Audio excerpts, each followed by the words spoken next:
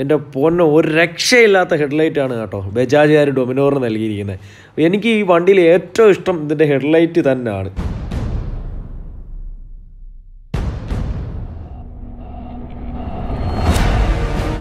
Hi friends, എൻ്റെ YouTube ചാനലിലേക്ക് എല്ലാവർക്കും ഒരിക്കൽ കൂടി സ്വാഗതം. അപ്പോൾ തമ്പനയിൽ കണ്ടപ്പോഴേ മനസ്സിലായി കാണുമല്ലോ ഇന്ന് എന്തിനെയാണ് റിവ്യൂ ചെയ്യാൻ പോകുന്നതെന്ന്. അപ്പോൾ നമ്മുടെ ഡൊമിനോറിനെയാണ് ഇന്ന് റിവ്യൂ ചെയ്യാൻ പോകുന്നത്. അപ്പോൾ നമുക്കങ്ങ് തുടങ്ങിക്കളയാം. കുറേ ദൂരം കൊണ്ട് നമ്മൾ ഈ വണ്ടി ഇങ്ങനെ ഓടിക്കുക. അപ്പോൾ നമ്മൾ ഈ വണ്ടിയെപ്പറ്റി മനസ്സിലാക്കാനായിട്ട് കുറച്ച് ദൂരം ഓടിച്ചു. അപ്പോൾ ഒരു നല്ലൊരു സ്പോട്ട് കണ്ടാണ്. അപ്പോൾ ഇൻട്രോ പറയാനായിട്ട് ഞാൻ സൈഡിലേക്ക് ഒതുക്കിയതാണ്. അപ്പോൾ ഇത് നമ്മുടെ ഒരു ഫ്രണ്ട് അറേഞ്ച് ചെയ്ത വണ്ടിയാണ്. നിങ്ങൾക്ക് ആർക്കെങ്കിലും വണ്ടി എടുക്കണമെങ്കിലോ അല്ലെങ്കിൽ എൻക്വയറി ചെയ്യണമെങ്കിലോ കൊല്ലത്തുള്ള ഫ്രണ്ടിൻ്റെ നമ്പരും കാര്യങ്ങളും ഞാൻ ഡിസ്ക്രിപ്ഷൻ ബോക്സിൽ കൊടുത്തേക്കാം. നിങ്ങൾ അവനെ വിളിച്ച് അന്വേഷിക്കുക. വേറെ എവിടെയെങ്കിലുമൊക്കെ റേറ്റ് അന്വേഷിച്ചിട്ട് നിങ്ങൾക്ക് എന്തെങ്കിലുമൊക്കെ ഡിസ്കൗണ്ട് ചെയ്ത് തരും അവൻ. ഓക്കെ, അപ്പോൾ നമുക്ക് വീഡിയോയിലോട്ട് കിടക്കാം. അപ്പോൾ നമ്മൾ കുറേ ദൂരം വണ്ടി ഓടിച്ചു. നമ്മൾ നേരത്തെ റിവ്യൂ ചെയ്ത ഹിമാലയനെയും ഡ്യൂക്ക് 250യെയും പറ്റി പറയുകയാണെങ്കിൽ അത് രണ്ടിൽ നിന്നും വ്യത്യസ്തമായൊരു ടേസ്റ്റാണ് വണ്ടിക്ക്. അതെന്ന് വെച്ചാൽ വണ്ടി 100 കയറാനെടുക്കുന്ന സമയമെന്നൊക്കെ പറഞ്ഞാൽ കണ്ടില്ലേ, വണ്ടി പറന്ന് കയറും. 100 കയറാനൊക്കെ എടുക്കുന്ന തുച്ഛമായ സമയത്തിലാണ് 100ഒക്കെ കയറുന്നത്. അത്രയ്ക്കും വണ്ടി നമ്മുടെ കംഫോർട്ട്നെസ്സോടുകൂടി ഒരു പവർ പ്രൊവൈഡ് ചെയ്യുന്നുണ്ട്. അപ്പം നമുക്ക് വണ്ടി എവിടോട്ടെങ്കിലും ഒന്ന് സൈഡ് ഒതുക്കണം. അതിന് ശേഷം വണ്ടിയുടെ സ്പെസിഫിക്കേഷൻ പറഞ്ഞതിന് ശേഷം നമ്മുടെ വണ്ടിയുടെ ഓടിക്കുന്ന ഫീലും വണ്ടിയെ പറ്റിയിട്ടുള്ള ഡീറ്റെയിൽസ് റിവ്യൂ നമുക്ക് തരാം. ആദ്യം വണ്ടി എവിടോട്ടെങ്കിലും ഒന്ന് ഒതുക്കി വണ്ടിയുടെ സ്പെസിഫിക്കേഷനും കാര്യങ്ങളൊക്കെ ഒന്ന് പറയാം. വണ്ടിയുടെ ഒരു ലുക്ക് ഇങ്ങനെയാണ്. വണ്ടിയുടെ ലുക്ക് നമുക്ക് പറഞ്ഞറിയിക്കാൻ പറ്റാത്തൊരു സൗന്ദര്യം തന്നെയാണ് ഡൊമിനോറിന് ഇപ്പം കമ്പനി കൊടുത്തിരിക്കുന്നത്. പഴയ മോഡൽ ഡൊമിനോറിനെ അപേക്ഷിച്ച് നോക്കുകയാണെങ്കിൽ ഇപ്പം USD ഫോർക്കാണ് വരുന്നത്. എൻഡ്യൂറൻസ് കമ്പനിയാണ് ഈ USD ഫോർക്ക് നിർമ്മിച്ചിരിക്കുന്നത്. പിന്നെ ഇത് എല്ലാ ടെറൈനിലും യൂസ് ചെയ്യാൻ വേണ്ടിയിട്ടുള്ള ഒരു ഫോർക്കാണെന്ന് തന്നെ പറയാം. കാരണം വെച്ചാൽ ടൂറിംഗ് പർപ്പസ് ആണല്ലോ, അപ്പോൾ എല്ലാ ടെറൈനിലും ഇത് യൂസ് ചെയ്യാൻ പറ്റും. പിന്നെ മീറ്ററിൻ്റെ ഭാഗത്തേക്ക് പോകുമ്പോഴത്തേന് ഡ്യുവൽ കൺസോൾ ആണ് വരുന്നത്. Primary and secondary. ഇത് പ്രൈമറി, ഇത് സെക്കൻഡറി, അങ്ങനെ 2 കൺസോളാണ് വരുന്നത്. സെക്കൻഡറി കൺസോളിലേക്ക് വരുമ്പോഴത്തേന് പ്രധാനമായിട്ടും വണ്ടിക്ക് ഗിയർ ഇൻഡിക്കേഷൻ വരുന്നുണ്ട് ഇവിടെയായിട്ട്. അതുപോലെ ടൈം വരുന്നുണ്ട്, പിന്നെ ഓടോ വരുന്നുണ്ട്. പിന്നെ പ്രധാനമായിട്ട് 2 ട്രിപ്പ് മീറ്റേഴ്സാണുള്ളത്, ട്രിപ്പ് 1 ആൻഡ് ട്രിപ്പ് 2. പഴയ ഡൊമിനോറിൻ്റെ ഏറ്റവും വലിയൊരു പ്രശ്നം തന്നെ ആയിരുന്നു ഈ ചില കാര്യങ്ങൾ ഈ ടാങ്കിൻ്റെ മണ്ടയിൽ കൊടുത്തേക്കുമ്പോൾ ഇടയ്ക്കിടയ്ക്ക് നമ്മളിങ്ങനെ കുനിഞ്ഞ് നോക്കേണ്ടായിരുന്നു. ഇപ്പം ഈ ഒരു മോഡലിൽ പ്രധാനമായിട്ട് പറയാനുള്ളത് ടാങ്കിലെ ഒരുവിധം കാര്യങ്ങളെല്ലാം തന്നെ നമുക്ക് ഈ പ്രൈമറി കൺസോളിലും കൊടുത്തിട്ടുണ്ടെന്നുള്ളതാണ് ഏറ്റവും വലിയൊരു ഗുണം. ഇനി പ്രൈമറി കൺസോളിലേക്ക് വരുമ്പോഴത്തേന് ആദ്യം തന്നെ ഡൈനാമിക് ഫ്യൂൽ കൺസംപ്ഷൻ കാണിക്കുന്നുണ്ട്. ഡൈനാമിക് ഫ്യൂൽ കൺസംപ്ഷൻ എന്ന് പറയുമ്പോഴത്തേന് ഓരോ ഗിയർ റേഷ്യോയിലും ഓരോ ഗിയറിലും എത്ര ഇതിലാണ് ഫ്യൂൽ എത്ര ബേൺ ചെയ്യുന്നുണ്ടെന്നുള്ളത് ഡൈനാമിക് FC കാണിക്കുന്നുണ്ട്. പിന്നെ സൈഡ് സ്റ്റാൻഡ് ഇൻഡിക്കേഷൻ കാണിക്കുന്നുണ്ട്. പിന്നെ രണ്ട് ഡൈനാമിക് FC കാണിക്കുന്നുണ്ട് ഓരോ ട്രിപ്പിലുള്ളത്. പിന്നെ അതുപോലെ തന്നെ ഇനി മെയിനായിട്ട് പറയാനുള്ള ഈ ന്യൂട്രൻ്റെ ഈ ഒരു ഗിയർ ഇൻഡിക്കേഷനാണ്. ഗിയർ ഇൻഡിക്കേഷൻ ഇത്രയും നാളും താഴത്തതിൽ മാത്രമേ ഉള്ളായിരുന്നു. അത് ടാങ്കിൻ്റെ മുകളിൽ നമ്മൾ എപ്പോഴും നോക്കണമായിരുന്നു. ഇപ്പോൾ അത് മുകളിലോട്ട് പ്രൈമറിയിലോട്ട് കൊടുത്തിട്ടുണ്ട്. പിന്നെ എത്ര കിലോമീറ്റർ ഇനി സർവീസിന് എത്ര കിലോമീറ്റർ ഉണ്ടെന്നുള്ളത് കാണിക്കുന്നുണ്ട്. പിന്നെ ഇത് ഇത്രയും ഓടയിൽ കാണിക്കും. പിന്നെ നമ്മൾ ട്രിപ്പിലോട്ട് ചേഞ്ച് ചെയ്യുമ്പോഴത്തേന് ആവറേജ് മൈലേജും അതുപോലെ തന്നെ ആവറേജ് സ്പീഡും ഈ ട്രിപ്പിലേക്ക് ചേഞ്ച് ചെയ്യുമ്പോൾ ആവറേജ് മൈലേജും എന്നാണ് ഈ ആവറേജ് സ്പീഡും എത്ര കിലോമീറ്ററിലാണ് ആവറേജ് എത്ര കിലോമീറ്റർ കവർ ചെയ്യുന്നുണ്ടെന്ന് കാണിക്കാൻ പറ്റും. അതുപോലെ തന്നെ ഓരോ ട്രിപ്പിലും എത്ര മിനിറ്റ് കവർ ചെയ്തു, എത്ര മിനിറ്റ് ഓരോ ട്രിപ്പും കവർ ചെയ്യാൻ എടുത്തു എന്നുള്ളത് കാണിക്കും. പിന്നെ എത്ര കിലോമീറ്റർ ഇനി നമ്മുടെ വണ്ടി ഓടും അത് ട്രിപ്പ് 1ലും കാണിക്കും, അതുപോലെ ട്രിപ്പ് 2ലും കാണിക്കും. അതുകൊണ്ട് നമ്മൾ കുറച്ച് ടൈമിൽ നല്ല റൈസ് ചെയ്ത് പോകുന്ന ടൈമിലാണെങ്കിൽ ട്രിപ്പ് സെറ്റ് ചെയ്തിരുന്നാൽ അത് എത്രത്തോളം അധികം ഫ്യൂല് കത്തി എന്നുള്ളത് നമുക്ക് ട്രിപ്പ് 1ലും ട്രിപ്പ് 2ലും ഫ്യൂല് കാണിക്കുന്നുണ്ടുള്ളത് ഗുണപ്പെടും. പിന്നെ ഇൻഡിക്കേഷൻ ലൈറ്റൊക്കെ സാധാരണ വണ്ടികളുടെ കണക്ക്. ഈ വാണിംഗ് സ്വിച്ച് എന്ന് പറഞ്ഞു കഴിഞ്ഞാൽ 5 ലിറ്റർ താഴെയാണെങ്കിൽ സൈഡ് സ്റ്റാൻഡ് കിടക്കുമ്പോഴല്ല ഈ വാണിംഗ് സ്വിച്ച് കത്തും. ഈ സ്വിച്ച് അറേഞ്ച്മെൻ്റ് ഒക്കെ സാധാ വണ്ടികളുടെ കണക്കാണ്. ഇത് ഡിമ്മും ബ്രൈറ്റ്, ഇൻഡിക്കേഷൻ, അതുപോലെ ഹോണ്, പിന്നെ പാസ് ലൈറ്റ്, പിന്നെ കിൽ സ്വിച്ച്. ഇത് ലൈറ്റ് ഓഫാക്കാനും ഓണാക്കാനും ഉള്ളതല്ല. ഇത് ഡിമ്മും ബ്രൈറ്റും അഡ്ജസ്റ്റ് ചെയ്യുന്ന മറ്റൊരു സ്വിച്ചാണ്. ഇത്രയുമാണ് സ്വിച്ചുകളെ പറ്റിയിട്ട് പറയാനുള്ളത്. സാധാരണ വണ്ടികളെ പോലെ തന്നെ 13 ലിറ്ററാണ് വണ്ടിയുടെ ടാങ്ക് കപ്പാസിറ്റി വരുന്നത്. പിന്നെ ഫ്യൂൽ ഇഞ്ചക്ഷൻ ആയതുകൊണ്ട് 3 ലിറ്റർ എപ്പോഴും ടാങ്കിനകത്ത് മെയിൻറ്റെയിൻ ചെയ്തിരിക്കണം. ഇത്രയാണ് ടാങ്കിനെ പറ്റി പറയാനുള്ളത്. ഇത് BS4 എഡിഷനാണ്, BS6 റെഡി എഞ്ചിനാണ്. ചെയിൻ സോക്കറ്റ്, ടയർ ഇവയുടെയൊക്കെ മെയിൻ്റെനൻസ് കുഴപ്പമില്ലാത്ത രീതിയിൽ തന്നെ കിട്ടുന്നുണ്ട്. ചെയിൻ സോക്കറ്റിനൊക്കെ നല്ല രീതിയിൽ ലൈഫ് കിട്ടുന്നുണ്ട്. അതുപോലെ ടയറും നല്ല ലൈഫ് കിട്ടുന്നുണ്ട്. 10ന് മുകളിലൊക്കെ കിട്ടുന്നുണ്ട്. എത്ര കറക്റ്റ് കിട്ടുന്നത് കറക്റ്റ് ഒരുപാട് നാൾ വണ്ടി യൂസ് ചെയ്ത കസ്റ്റമറിനോട് നമുക്ക് തിരക്കി അതിൻ്റെ ചോദിക്കാം. ആരെങ്കിലും കമൻറ്റ് ചെയ്യുകയാണെങ്കിൽ അത് നമ്മൾ ചോദിച്ചിട്ട് കമൻറ്റ് ചെയ്യുന്നതായിരിക്കും. പിന്നെ ഇനി എഞ്ചിനെ പറ്റി പറയാനുള്ളത്, എഞ്ചിനെ പറ്റി പറയുകയാണെങ്കിൽ 373.3 cc 6 സ്പീഡോട് കൂടിയിട്ടുള്ള DOHC എഞ്ചിനാണ് ഉപയോഗിച്ചിരിക്കുന്നത്. DOHC എന്ന് പറഞ്ഞു കഴിഞ്ഞാൽ dual over head cam shaft ആണ് ഉപയോഗിച്ചിരിക്കുന്നത്. നേരത്തെ വന്നിട്ടുള്ള എഞ്ചിനിലാണെങ്കിൽ SOHC ആയിരുന്നു, single over head cam shaft മാത്രമാണ് യൂസ് ചെയ്തിരുന്നത്. പിന്നെ വന്നിരിക്കുന്ന പ്രധാനപ്പെട്ട ഒരു മാറ്റം സൈലൻസറാണ്. എക്സോസ്റ്റ് നേരത്തെ സിംഗിൾ ആയിരുന്നു, ഇപ്പോൾ ഒരു ഡ്യുവൽ എക്സോസ്റ്റ് ആണ് വന്നിരിക്കുന്നത്. ഇനി നമുക്ക് ഫ്രണ്ട് ബാക്കും നമുക്ക് ടയറിനെ പറ്റി നോക്കാം. ബാക്കിലത്തെ ടയർ വന്നിട്ട് 150/60/17 ബാക്കിലത്തെ ടയറിൻ്റെ സൈസ് വരുന്നത്. അത്യാവശ്യം വലിയ ടയർ തന്നെ ആണെന്ന് നമുക്ക് പറയാം.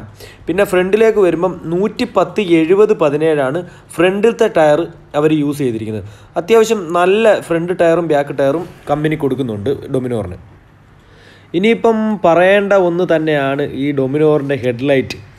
എൻ്റെ പൊന്നോ, ഒരു രക്ഷയില്ലാത്ത ഹെഡ്ലൈറ്റാണ് കേട്ടോ ബജാജുകാർ ഡൊമിനോറിന് നൽകിയിരിക്കുന്നത്. എനിക്ക് ഈ വണ്ടിയിൽ ഏറ്റവും ഇഷ്ടം ഇതിൻ്റെ ഹെഡ്ലൈറ്റ് തന്നെയാണ്. അപ്പം നമുക്കിനി ഹെഡ്ലൈറ്റിലോട്ട് പോവാം. അപ്പം കീ ഓണായിരിക്കുന്ന ടൈമിലാണെങ്കിൽ ഈ 2 DRLS, ഈ 2 സൈഡിലായിട്ട് കാണുന്ന ഈ 2 DRLS കീ ഓണായിരിക്കുന്ന ടൈമിൽ കത്തിക്കിടക്കും. സ്റ്റാർട്ട് ആക്കുമ്പോഴത്തേന് ഈ ഡയറക്റ്റ് ബ്രൈറ്റ് ലൈറ്റ് ഓണാവുകയാണ് ചെയ്യുന്നത്. കണ്ടോ, സ്റ്റാർട്ടാക്കുന്ന ടൈമിൽ ബ്രൈറ്റ് ലൈറ്റ് ഡയറക്റ്റായിട്ട് ഓണാകും. ആ ടൈമിൽ പാസ്സാണെങ്കിൽ നമുക്ക് ഡിമ്മിലായിരിക്കും വർക്കാവുന്നത് പാസ്. പിന്നീട് ഹെഡ്ലൈറ്റ് സ്വിച്ച് ഓണാക്കി കഴിഞ്ഞ് കഴിഞ്ഞാൽ, ഈ സൈഡിൽ കാണുന്ന ഹെഡ്ലൈറ്റ് സ്വിച്ച് ഓണാക്കി കഴിഞ്ഞ് കഴിഞ്ഞാൽ പിന്നെ ഈ ഡിം ഓണാവുകയും പിന്നെ പാസ് ബ്രൈറ്റിലോട്ട് ചേഞ്ച് ചെയ്യുകയും ചെയ്യും. ഇനി ഗ്ലാസിനെ പറ്റി പറയാനുള്ളത്, പഴയ മോഡലിലാണെങ്കിൽ ഗ്ലാസിൻ്റെ പോരായ്മ നല്ല രീതിയിൽ എടുത്തറിയായിരുന്നു. നല്ല കാറ്റൊക്കെ അടിക്കുന്ന ടൈമിൽ നല്ല രീതിയിൽ ബെൻഡ് ആവുമായിരുന്നു. ഇപ്പോഴത്തെ ഗ്ലാസ് എന്ന് പറഞ്ഞു കഴിഞ്ഞാൽ കാസ്റ്റ് അലൂമിനിയം വെച്ചിട്ടാണ് അവർ മേഡ് ചെയ്തേക്കുന്നത്. ഒരു രക്ഷയില്ല കേട്ടോ, എത്ര കാറ്റടിച്ചാലും ബെൻഡ് ആവില്ല. പിന്നെ പറയാനുള്ളത് സ്റ്റാൻഡാണ്. സ്റ്റാൻഡും അത്യാവശ്യം മോഡിഫൈ ചെയ്തിട്ടുണ്ട്. പഴയ മോഡലിനെക്കാട്ടിയും വേറൊരു സ്റ്റാൻഡാണ് നമുക്ക് ഇപ്പോഴത്തെ ഡൊമിനോർ 400 വരുന്നത്. പിന്നെ കളറിനെ പറ്റി പറയുകയാണെങ്കിൽ ബ്ലാക്കും ഗ്രീനുമാണ് ഇപ്പം വെളിയിൽ അവൈലബിൾ ആയിട്ടുള്ളത്. പിന്നെ അത്യാവശ്യം നല്ലൊരു കളർ തന്നെയാണ് ഈ ഗ്രീൻ. എനിക്ക് ബ്ലാക്കിനെക്കാട്ടിയും ഗ്രീനാണ് ഇഷ്ടപ്പെട്ടത്. ഇനി സീറ്റിൻ്റെ ഭാഗത്തേക്ക് വരുമ്പോഴത്തേന് ഫ്രണ്ട് സീറ്റ് അത്യാവശ്യം വൈഡായിട്ടുള്ള സീറ്റ് തന്നെയാണ്. കുഷ്യനും അത്യാവശ്യം സോഫ്റ്റ് കുഷ്യനാണ്. പക്ഷേ ഹിമാലയനുമായിട്ട് കമ്പയർ ചെയ്യുമ്പം അത്രത്തോളം സോഫ്റ്റ്നെസ് ഇല്ല. പക്ഷേ പിന്നെ നമ്മുടെ ഡ്യൂക്ക് 250 ആയിട്ട് കമ്പയർ ചെയ്യുമ്പോൾ അതിനെക്കാട്ടിയും വളരെ കിടിലമായിട്ടുള്ളൊരു കുഷ്യൻ തന്നെയാണ് ഉപയോഗിച്ചിരിക്കുന്നത്. പിന്നെ ഒരു ഡൊമിനോറിൻ്റെ ഒരു എംബ്ലവും ബാക്ക് പിലിൻ സീറ്റിൻ്റെ ഫ്രണ്ടിലായിട്ട് കൊടുത്തിട്ടുണ്ട്. ഗ്യാബ് റെയിലും അത്യാവശ്യം നല്ല ഗ്യാബ് റെയിൽ തന്നെയാണ്, പിടിച്ചിരിക്കാനും കംഫോർട്ട് തരുന്നൊരു ഗ്യാബ് റെയിലാണ്. ഇനി പറയാനുള്ളത് ബഞ്ചി സ്റ്റാപ്സിനെ പറ്റിയിട്ടാണ്. ഇപ്പം അത്യാവശ്യം പിന്നെ നമുക്കൊരു ചെറിയ ടൂറൊക്കെ പോകുന്ന ടൈമിൽ ഒരു ബാഗൊക്കെ വെച്ച് കെട്ടണമെങ്കിൽ നമുക്ക് ഈ എവിടെയെങ്കിലുമൊക്കെ കൊളുത്തിയിടണം.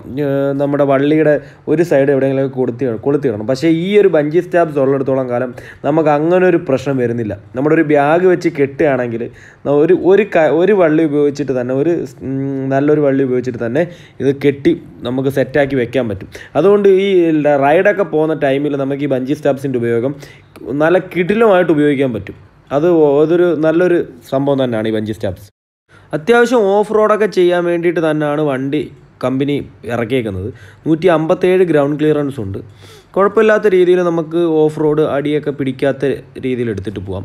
ഇനി എഞ്ചിൻ ഭാഗത്തേക്ക് വരുവാണെങ്കിൽ 373.3 cc liquid cooled engine fuel ഇഞ്ചക്ഷനോടുകൂടി വരുന്നു.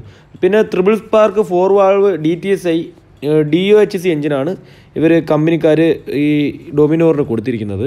പിന്നെ പവറിനെ പറ്റി പറയുകയാണെങ്കിൽ 40 PS പവർ 8650 RPM അതുപോലെ 35 Nm ടോർക്ക് 6500 RPM വണ്ടി കാഴ്ചവെക്കുന്നുണ്ട്. ഇത്രയൊക്കെയാണ് വണ്ടിയുടെ സ്പെസിഫിക്കേഷനായിട്ട് പറയാനുള്ളത്. ഇനി നമുക്ക് വണ്ടി ഒന്ന് ഓടിക്കണം, വണ്ടിയുടെ ഫീലൊന്ന് പറഞ്ഞു തരണം. ഒപ്പം ബാക്കി ഇനി വണ്ടിയുടെ മൈലേജും കാര്യങ്ങളൊക്കെ നമുക്ക് വണ്ടിയിൽ കയറി ഇരുന്നിട്ട് നമുക്ക് ബാക്കി സംസാരിക്കാം. അപ്പോൾ എന്തായാലും വണ്ടി ഒന്ന് എടുക്കട്ടെ. ഡൊമിനോറിനെയും നമ്മുടെ ഹിമാലയനെയും ഡ്യൂക്ക് 250 കൂടെ വെച്ചിട്ട് ഉടനെ തന്നെ ഒരു കമ്പാരിസൺ വീഡിയോ ചെയ്യാനായിട്ട് ഞാൻ ആഗ്രഹിക്കുന്നുണ്ട്. അപ്പോൾ ആർക്കെങ്കിലും അത് ആവശ്യമായിട്ടുണ്ടെങ്കിൽ നിങ്ങൾ ദയവായിട്ടൊന്ന് കമൻറ്റ് ചെയ്യുക, എത്രയും പെട്ടെന്ന് ചെയ്യാം. പിന്നെ വണ്ടി ഉണ്ടല്ലോ, വണ്ടി കയറുന്ന ആ ഒരു ഫീല് കൈ കൊടുക്കുന്ന ടൈമിലായാലും കോർണറിങ് ചെയ്യുന്ന ടൈമിലായാലും, ഇപ്പോൾ ഞാനൊരു കോർണറിങ് ചെയ്ത് കാണിച്ചു തരാം. വണ്ടി കോർണറിങ് എബിലിറ്റി പക്കയാണ് കേട്ടോ. വണ്ടി നന്നായിട്ട് കിടത്തിയുണ്ട്, ഇങ്ങനെ കിടത്തി അങ്ങ് എടുക്കാൻ പറ്റുന്ന ഒരു രീതിയിൽ തന്നെയാണ് വണ്ടിയുടെ ഡിസൈനിങ് ഒക്കെ ചെയ്തിരിക്കുന്നത്. പക്ഷേ ഒരുപാട് ദൂരം വണ്ടി ഓടിക്കുന്ന ടൈമിൽ നമുക്ക് ശരീരത്തിൽ ചെറുതായിട്ട് ബോഡി പെയിൻ അനുഭവപ്പെടുന്നുണ്ട്. പിന്നെ വേറെ അങ്ങനെ പറയത്തക്ക പ്രശ്നങ്ങളോ കാര്യങ്ങളോ ഒന്നുമില്ല. പിന്നെ വണ്ടിയിൽ ചെറിയ നല്ല വെയിറ്റ് ഉണ്ട്. ആ ഒരു വെയിറ്റ് നമുക്ക് കുറച്ച് ലോങ് ഡ്രൈവൊക്കെ പോകുമ്പോഴത്തേന് ആ വെയിറ്റ് നന്നായിട്ട് ഫീലാവും. പിന്നെ വിൻഡ് വൈസറിനെ പറ്റി പറയാം. നമുക്കൊരു ലോങ് റൈഡ് പോകുന്ന ടൈമിൽ വിൻഡ് നന്നായിട്ട് നമ്മളെ ശല്യം ചെയ്യും. ഇപ്പോൾ ഹിമാലയനിൽ കാണുന്ന പോലെ വിൻഡ് വൈസർ ഇല്ലാത്തത് ഒരു ലോങ് റൈഡറിന് ചെറിയൊരു ബുദ്ധിമുട്ടുണ്ടാകും. അത് ഒഴിവാക്കാനായിട്ട് സെപ്പറേറ്റ് വിൻഡ് വൈസർ സെറ്റ് ചെയ്യാവുന്നതേ ഉള്ളൂ. അപ്പോൾ ലോങ് റൈഡ് പോകുന്നവരത് ശ്രദ്ധിക്കുക. ഇത്രയും നേരം വണ്ടി ഓടിച്ചതിൽ നിന്ന് എനിക്ക് തോന്നിയതെന്ന് വെച്ചാൽ ആദ്യത്തെ 3 ഗിയർ, ആ 3 ഗിയറും വളരെ സ്മൂത്താണ്, ഒപ്പം തന്നെ വളരെ റെസ്പോൺസീവാണ്. കാരണം എന്ന് വെച്ചാൽ പട്ടേന്ന് റെസ്പോണ്ട് ചെയ്യും. നല്ല തോട്ട് റെസ്പോൺസ് വരുന്നതാണ് ആദ്യ ഗിയർ. ബാക്കിയുള്ള ഗിയറുകളിലൊക്കെയും നമ്മുടെ പഴയ ഒരു ഡൊമിനോറിൻ്റെ ആ ഒരു നേച്ചർ തന്നെയാണ് കാണാൻ കഴിഞ്ഞത്. പിന്നെ എടുത്തു പറയാനൊന്നുമില്ല. പിന്നെ ആദ്യത്തെ 3 ഗിയർ കിടിലാണ് കേട്ടോ, രക്ഷയില്ല. പിന്നെ അങ്ങോട്ട് പറയാനുള്ളതെന്ന് പറഞ്ഞു കഴിഞ്ഞാൽ ഇതിൻ്റെ നെഗറ്റീവായിട്ട് പറയാൻ എനിക്ക് ഇത്രയും ഓടിച്ചതിൽ നിന്ന് നെഗറ്റീവ് ഒന്നും വലുതായിട്ട് കിട്ടിയില്ല. ആകെ കിട്ടിയത് വൈബ്രേഷനാണ്. വൈബ്രേഷൻ ഈ നിങ്ങൾക്കറിയാമല്ലോ, പിന്നെ ഒരുപാട് ട്രോളിയിട്ടുള്ളതാണ് ഹിമാലയനെയും പിന്നെ അതുപോലുള്ള റോയൽ എൻഫീൽഡ് വണ്ടികളെയൊക്കെ ഒരുപാട് ട്രോളിയിട്ടുള്ളതാണ്. അപ്പം ഒരുപാട് ഞാൻ പറഞ്ഞ് ഇതാക്കുന്നില്ല. വൈബ്രേഷൻ വണ്ടിക്ക് എനിക്ക് നന്നായിട്ട് ഫീൽ ചെയ്തിട്ടുണ്ട്. വൈബ്രേഷൻ നന്നായിട്ട് ഫീൽ ചെയ്യാന്ന് പറഞ്ഞു കഴിഞ്ഞാൽ കാറ്റഗറി നോക്കുകയാണെങ്കിൽ നമ്മുടെ ഡ്യൂക്ക് 250യുടെ കാട്ടിയും ഒരു പടി പിന്നെ മുന്നിലോട്ടാണ് വൈബ്രേഷൻ നിൽക്കുന്നത്. അതുപോലെ ഹിമാലയൻ നോക്കുകയാണെങ്കിൽ ഒരു പടി താഴെ. ഇതിൻ്റെ രണ്ടിൻ്റെയും കൂടെ ഇടയ്ക്കായിട്ടാണ് ഇതിൻ്റെ വൈബ്രേഷൻ നമുക്ക് കിട്ടുന്നത്. അത്യാവശ്യം ഹാൻഡിലിൽ വൈബ്രേഷൻ കിട്ടുന്നത്. പക്ഷേ നമ്മുടെ ആ ഒരു ബീറ്റുണ്ടല്ലോ, സൈലൻസറിൻ്റെ ബീറ്റ്, ആ ഒരു ബീറ്റാണ് നമുക്ക് ആ കയ്യിൽ കിട്ടുന്നത്. അത് ആ പഴയ സൈലൻസർ കിട്ടുന്നില്ലായിരുന്നു. ഈ ഒരു സൈലൻസർ വന്നപ്പോഴാണ്, സൈലൻസറിൻ്റെ ചേഞ്ച് വന്നപ്പോൾ ബീറ്റിന് നല്ല വ്യത്യാസമുണ്ട്. പഴയതിനെക്കാട്ടി സൗണ്ട് നന്നായിട്ട് കൂടിയിട്ടുണ്ട്. അതിനനുസരിച്ച് ആ ഒരു വൈബ്രേഷൻ്റെ ഇതും നമ്മുടെ കയ്യിൽ കിട്ടുന്നുണ്ട്.